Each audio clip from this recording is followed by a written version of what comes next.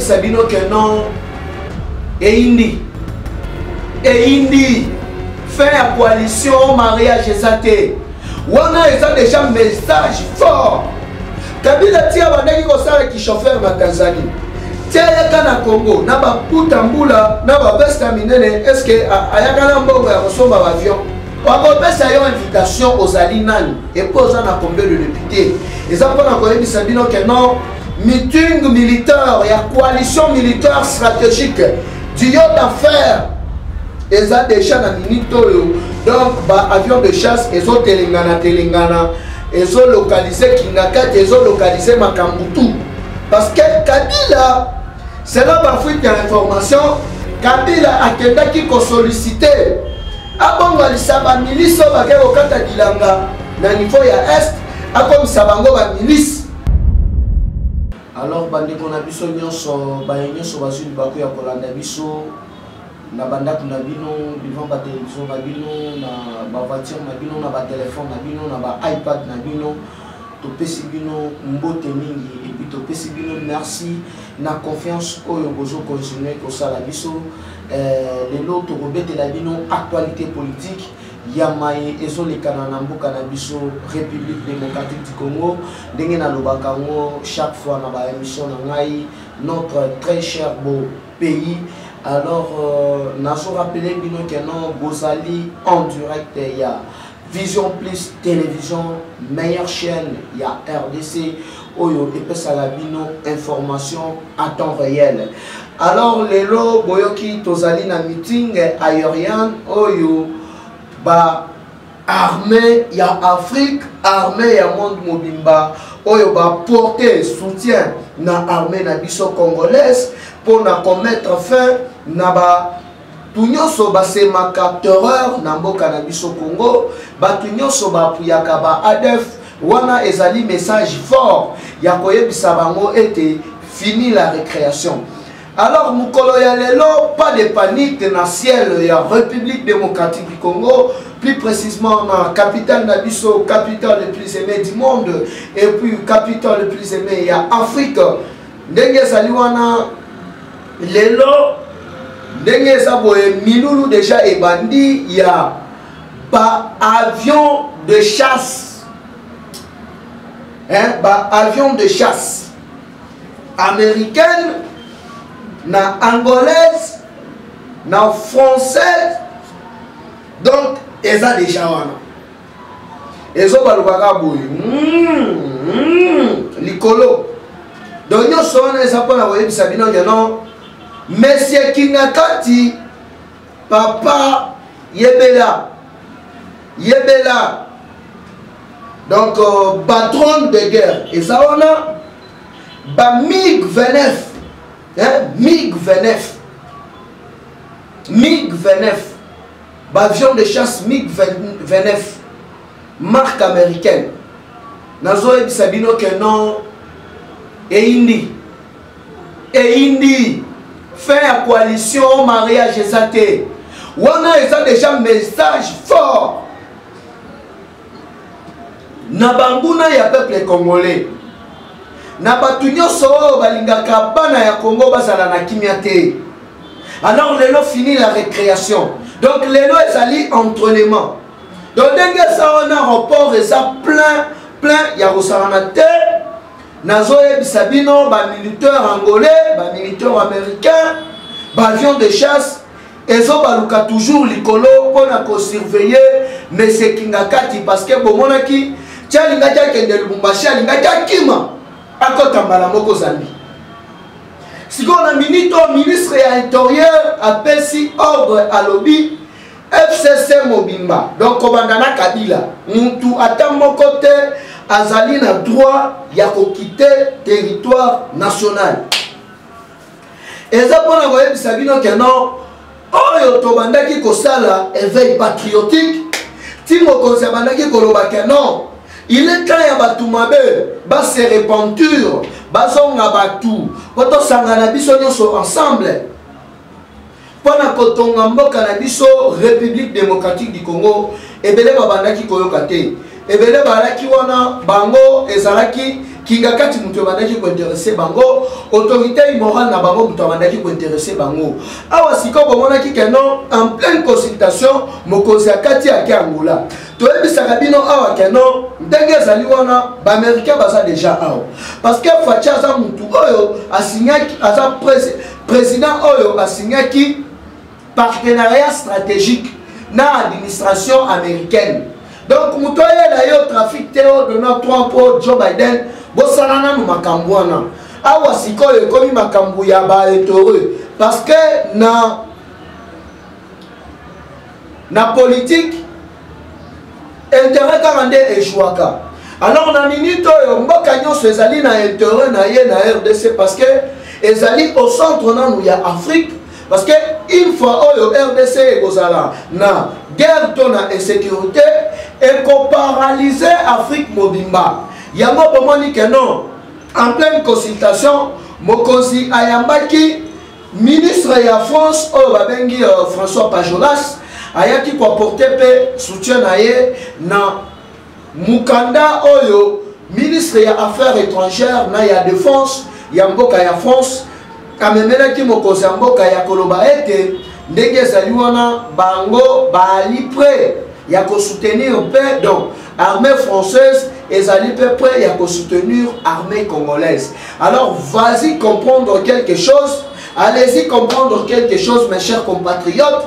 Donc awa tozali na coalition stratégique ya ba force ya ba armée ya ba pays différents. Parce que bomonaki kaka avant la consultation Égypte ayaki batoué mais Égypte est n'importe quelle nation. Égypte ezali armée oyo ezali première puissance na Afrique na biso kolandisama na Afrique du Sud kolandisama na Bangola ona. Donc ezali ba armée oyo ezali moi makasi parce que biso pe to gagner moins place na top 10. Nazomona batu bakomi agité. Oh bavion wana Kabila mutasombaki yango. Oh Kabila tia bandaki kosala ki chauffeur na Tanzanie. Tia yaka na Congo na babuta mbula na ba vesta minene est-ce que ayaka na mbongo ya kosomba bavion. Ayasa mandefu lelo fufu ya Congo, Damas ya Congo, mai ya Congo, ebimisi mo mandefu ebotami. Moi ditame ebimi alingasa la peneti kamwa mubulu mobo neti kamwa intimidation papa kingakati yeba keno ndengo zali wana oko intimider mutu ata moko te oyo ezali mabele na biso mutu moko te akobangisa biso na mabele na biso monsieur. Mais c'est Kabila nazo ebisa yo et puis nazo mettre yo en garde awa indelio Moïse Campo, Fatou Bensouda, rappelé aux États-Unis d'Amérique par l'administration américaine pour une raison stratégique. Voyez bien, l'ère de l'élection, il y a 2006, Kabila a livré Jean-Pierre Mbemba dans ces pays, à Beta Boloko. Mais les lots, Mokila tour à tour, Mokilimanga Taba, et comme ici, autour ya Kabila, soso ya bonne année. Donc, ça pour la voyage Sabino Kano, si bomona qui signe à Liboso, ambassadeur américain, Akamatif, jet militaire américaine, a sali voyage ya Bounya, il y a des jours, et puis à Zongi. Et banaye Sabino de l'autre côté. Awa siko meeting. Il y a armée na biso, armée congolaise, armée angolaise, armée sud-africaine, armée américaine, armée française. Dernier saboye basana kati ya meeting ya likolo. Meeting te que non les kaboye me kaso te. Meeting ya matuza. Donc ozo kapena c'est pour vous dire que non ba rwandais oyo ba ki ba semer trouble na mboka na biso. Fini la récréation. Wana eza signal fort. Oyo mokozi ya mboka apesi na baini nyonso ya RDC, apesi na baini nyonso ya bana ya Congo, sauf imprévu mkolo ya samedi ou soit dimanche. tata mokoza koloba mais ye azalaka moto ya makambo ebele bokozela ye dimanche ye alobi lelo na poko bokozela ye na poko alobi samedi bokozela ye samedi ake amemi bino ti mardi to mercredi donc ye aza stratège parce que fati azwaki temps ya koétudier terrain nyonso donc terrain nyonso ndenge eza wana armée mobimba ezali sous contrôle ya son excellence Félix Antoine Tshisekedi Tshilombo. Yango nazoyebisa bino mes chers compatriotes, de continuer toujours à soutenir notre président Félix, son excellence Félix Antoine Tshisekedi Tshilombo. Oyo ayena idée ya changement, oyo ayena idée Congo est décollé parce que alobi tolongola nanu ba divergence na biso politique, tolongola ba querelle, mais héritage na biso ezali Congo. Du fait que tozala divisé, nde mupaya azali koya, yango wana bozomona keno batu nyonso baye ko répondre parce que bazali na souci ya avancement ya Congo. Tozomona ba mususu baleli, o bazaki ba invitation te. Bakopesa yo invitation ozali nani et posa na combien de députés. Eza pona koyebisa bino keno meeting militaire ya coalition militaire stratégique du yacht d'affaires eza déjà na minute oyo donc ba avion de chasse ezo telengana ezo localiser Kingakati ezo localiser Makambutu parce que Kabila selon ba fuite d'information Kabila akendaki ko solliciter abongalisa ba milice bakay kokata dilanga na niveau ya est akomisa bango ba milice. Mais Dieu merci, Fatia azali na service moko de renseignement ya likolo. Chongo betami ba encadrement ya liboma. Encadrement ya liboma nazoyebisa bino. Donc ça pour la koyebisa bino que non tous les Rwandais, tous les étrangers oyo bayaki babanda ko se mettre terreur. Oyo ba s'enrichir na RDC. Oyo ba bimi mandefu ya pembe na RDC. Baeba kenon mbongo o bango baibaki na l'état congolais mbongo wana ekozonga. Alors tozali toujours na kati ya kozela na prononciation ya conseil d'état oyo alobaki a se prononcer dans 8 jours parce que boyebi bien être ndenge ali wana Mabund a violaki règlement d'ordre intérieur parce que na règlement d'ordre intérieur et assemblée nationale et lobby Dengue Zaliwana, dans 30 jours, président et assemblée nationale, na administration Mobimba, Bazali, na obligation, il y a qu'à présenter budget et fonctionnement et administration et parlement. Mabunda Sala Moté, Asalika Kibongai. Alors que Tibayaka Bango tout au Ebindenge Bayaka. Le Lomwa Nita Mebimi, Nambongo ya Congo. Les longs mois elongi comme moi bien présentable na misu ya batu na mbongo ya Congo asali minene. Alors Fabrice Puela azali na plein raison.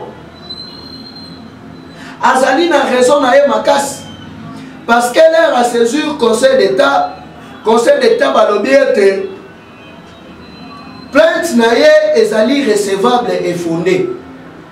Yango bomoni FCC Nikolo yo matanga na matanga to ebite ba kopanza 40 jours ekozala mkoloni. Tata mkoloni Karimova. OK ndeko komaka moi papier na Assemblée nationale. On ne touche pas Mama Bundi. Bino bokomisa ki Congo yo propriété privée na bino. Monsieur Bosuki. Soki moi 7 députés dans l'Assemblée nationale. Bino bozo boule que non. 80 millions de Congolais, ceux qui 90 millions de Congolais. Bazo dépendre na bino tuba moi ba tumo boya mike. O rutu boza ba paya boya Congo koya. Cette fois-ci, ça va pas passer. Ça passe ou ça casse. Parce que sensibilisation Nicoloyo ezali que non. Ceux qui FCC a so continuer. Biso tozo que netina Kingakati. Peuple congolais doit se prendre en charge. Tozola dasikoyo esprit yaba musulman. D'esprit siko tozo komana yango. Donc blague te. boza batu oyo bopose ba vie rebelle boza batu oyo bobomi bandeko na biso ba congolais bozali batu oyo bofiole ba mama na biso na est ya mboka baleki na biso na basi bayaya na biso. Cette fois-ci ça va pas passer. Yango bomoni que non l'air scellé à la boule amoni que non ma tous les ans déjà likolo oteno ba fonctionnaire ndenge zali wana bazwa des salaires assigné bazo banda déjà kofuta ba fonctionnaire banda kala wana ubandaki kozela nini eza pona koyebisa bino ke non bana mai pe mati awa parce que dossier ya bukangalozo ezali na babiyibi tout oloni na bukangalozo oke ko récolter université na King na ministère enseignement tolo bakutu te yoka ba école ebele fictive yoka ba enseignant ebele fictif ba existara te mais mbongo ebimaka go pass mbongo ekendaka na maboko ya Kabila Zoé na Jeannette mbongo nyonso wana ifo ezonga Congo edécollé bango bakanisaki ke non Congo ezali propriété na bango moko privé bozanga soni parce que boza bato bokoloba te na mboka oyo yango wana mes chers compatriotes bozalaki ebele ya kolanda biso na chaîne na biso Vision Plus télévision meilleure chaîne oyo ezali na ba énorme moko pena ya ba chaîne moko kitoko ya mboka na biso. Alors ndenge ezali wana côté ya ba voisin kuna batu basalaka politique ya haine politique ya lukuta politique oyo bayeba quand même pas mettre en place stratégie otobengi géopolitique Madidi na ministre na ye otobengi Adolphe Muzitu. Plusieurs années passées na prémature au salani na banduni ata pharmacie ya pamba pharmacie kutu musika ata moi kabine kaka ya mukeke non oyo eza ya bato baza na bandeko na Kinshasa babanda koyata kobenga na moi kabine publico ya ofele kaka eloko te baagent na yo moko plus de 26 mois impayé Congo nde olingaki ogérer alors que bapoche na ye mosusu balobi l'air balongoli pa Kabila na course ya présidence alobi ya Kabila sauve ngai mbongo mwa campagne na lingana zo ngwapi. Donc baza batu oyo bazalaki na laisser aller ya kimwibi lelo siko mbongo to esili ekomi otano katumbi enka oboye na boye mais abosani ke non tiba yebana na avion obamata katumbi mutu apesa bango mais lelo awangali awa siko bakolo mbongo bafinansa campagne ya Madidi balobi lendi bazokita déjà awa baporte bango plainte parce que baza na babordero nyonso bazali na badecaissement nyonso bancaire eza mpona koyebisa bino ke non la vérité finit toujours par triompher. Alors biso mikolo oyo ezali kaka système ya vérité face à face ndenge ezali wana idepes oyo Chibala asala mpona kofaire plaisir na Kabila lobi déjà 25 cadres na ye badémissionné balobi papa distraction ndenge makambo ezokendele biso na yo lisusu te yo oye kokoma okomisi Kabila camarade akimokolo boye ndenge nini biso tolongwe tozongi na ndako na biso ba Julien Paluku balongwe. Donc batu nyonso ba comprendre que non Kabila azali criminel, Kabila azali manipulaire, mutu oyo ayakisa mandefu eboti na Congo na Damas na biso na fufu na biso na mai na biso lelo akomi kochamu nako. Alors ndenge ozali wana yeba ke non ozali soso ya bonane. Alors bozalaki ebele ya kolanda biso en direct ya Vision Plus soki babebana na bango biso butu prière na biso ezali ke non Katumbi Zamba simba pena mutema na ye kaka ndenge alobi apporter bango plainte bazongisa mbongo na ye parce que jusque là depuis élection esila Madidi nano aye kopesa rapport te. Awa akomi na salle de fête. Bapekisi makelele mais salle de fête na ye ezosala makelele mingi. Eza mpona koyebisa bino ke non mutu oyo ba simple agent ya hôtel ozo gérer, ba simple agent ya chaîne ozo gérer, bozo kokoka kofuta bango te. Bongo kaka RDC, botika distraction.